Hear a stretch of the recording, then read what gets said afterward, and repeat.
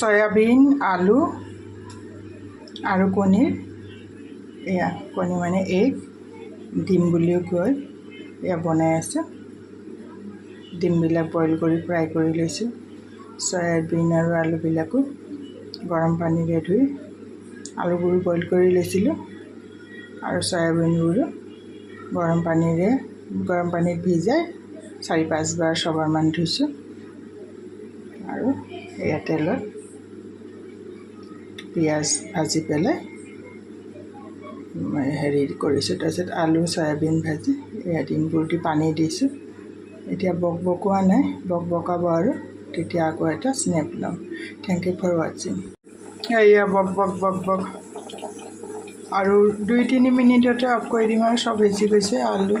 সয়াবিনটো সিজিবই এনেও আলু বইলেই আছিলে তথাপিও আৰু ভালকৈ সিজিব